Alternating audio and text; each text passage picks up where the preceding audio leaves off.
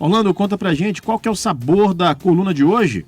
Olá, Rafael. Olá, Diene. Sabor de hoje é de emergência. Emergência ambiental, emergência climática que estamos passando aqui no Amazonas. E é difícil falar de outro assunto. É uma questão de sobrevivência de nós amazonenses. Hoje é dia 10 de outubro. Nós temos 13 dias, segundo os caboclos, na sabedoria ancestral, para que o rio desça até o dia 23 de outubro. E nós estamos a menos de 1 metro para bater o recorde de seca histórica.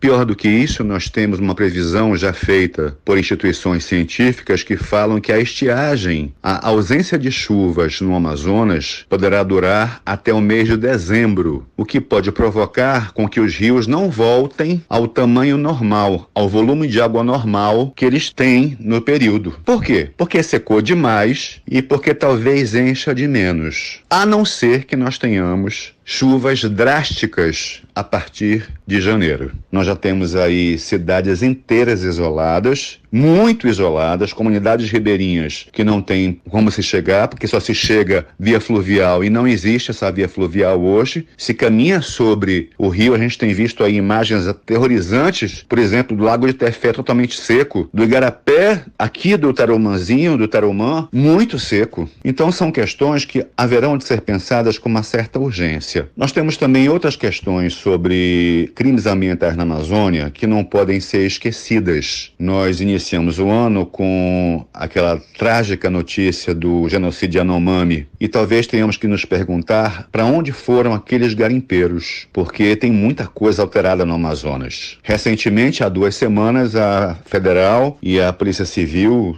acho que os dois juntos, fizeram uma operação no Alto Rio Negro para o combate à pirataria dos rios. E o que é interessante é que aquela região, até então, não registrava ocorrências dessa ordem. Até porque é uma região que economicamente tem 2 atividades. Uma, infelizmente, é o garimpo. A outra atividade é a pesca desportiva, que se concentra ali entre Santa Isabel. Na verdade, se concentra mais em Barcelos, mas também chega a Santa Isabel. E temos aí uma operação especial de pesca, inclusive em comunidades indígenas, licenciado pela FUNAI, uma operação turística lá em São Gabriel da Cachoeira. E, de repente, começou a ter um movimento muito intenso naquela área de pirata dos rios. Eu mesmo recebi vários áudios de pessoas que fazem pesca desportiva, de operadores da área denunciando isso, inclusive com ameaças de morte a piloteiro, com violência física, enfim. Mas foi feita a operação e a gente espera que seja feito o monitoramento daquela área. Além disso, nós temos vários pontos no Amazonas de uma ação nociva ao trato do meio ambiente com o garimpo. Por exemplo, no rio Japurá, no afluente Puruê e na comunidade do Purezinho, do Puré. Tem a impressão, Rafael, que há 1 ano e meio atrás, ou há 1 ano, eu fiz com você essa coluna aqui, denunciando o que acontecia lá, naquela região do Puré,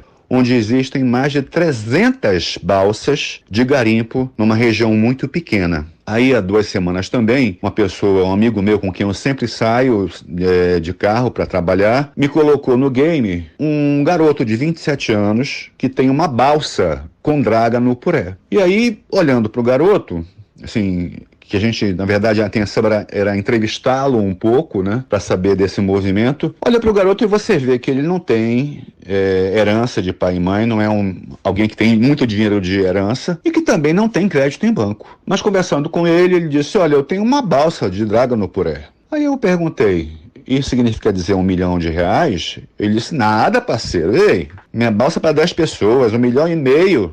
E eu consigo negociar por mais. E aí você fica pensando que essa operação de uma pessoa ter uma balsa de R$1,5 milhão sem ter de onde tirar esse dinheiro, ela é financiada por alguém. E é aí que entra que nós chamamos de narcogarimpo e narconegócio. Eu pessoalmente já ouvi o delegado Humberto Ramos falar a esse respeito, do investimento que o narcotráfico faz para financiar atividades que são ilegais na Amazônia e depredam o meio ambiente. E por que eles fazem isso? Porque esse é o modus operandi de toda a máfia no mundo inteiro, diversificar os negócios, especialmente onde não se paga imposto e onde é preciso o uso de bandidagem, no que eles têm expertise. E na Amazônia o narcotráfico faz isso. Ele financia balsas de garimpo, onde ele retira dinheiro sendo meeiro daquela pessoa que é o testa de ferro ou laranja. Ele faz o mesmo com a pesca ilegal, predatória, até com a pirataria. Conta a lenda que a pirataria na Amazônia e aqui no Amazonas surgiu no trecho entre Tefé e Coari, onde as facções criminosas assaltavam uma ao barco da outra para pegar a carga de tráfico. Só que aí começaram a errar uns barcos e pegar barco de carga, e aí decidiram, não, é lucrativo assaltar outros barcos também. E é assim que surgiu, vamos dizer, a desinência ou a diversificação de negócio do narcotráfico para a pirataria. A verdade é que nós temos muita coisa ainda a ser vista na Amazônia e que nós não temos tempo de perder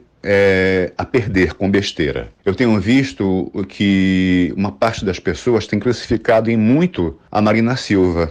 Eu considero realmente que ela precisa se abrir a um diálogo maior com o Amazonas e explicar, por exemplo, em pormenores, o porquê do não licenciamento do asfaltamento da 319, da Manaus-Porto Velho. Ok. Entretanto, eu não posso esquecer que a Marina Silva não está no governo federal há 12 anos e que ela retornou agora há 9 meses. E que no último governo, o governo Bolsonaro, que não tinha tantos critérios ambientais, digamos assim, não foi colocado um prego naquela estrada. Alguma coisa deve existir. Então eu acho que talvez seja a hora de nós chamarmos ao diálogo, de colocarmos as armas no chão e pensarmos, por exemplo, em novos modais. Nós vivemos aí há 5 anos uma greve de caminhoneiros que paralisou o Brasil e mostrou que o Brasil, o transporte de carga, é quase que exclusivamente baseado em rodovias, onde existe um número significativo de roubos de carga, enfim, todo um quadro que foi visto naquela época. Talvez seja a hora de nós propormos a eles um modal diferente aqui, uma ferrovia, que é mais barato e mais fácil de monitorar a questão da segurança, além de ser muito mais em escala industrial o transporte. Nós temos aí transporte de carga e também de pessoas.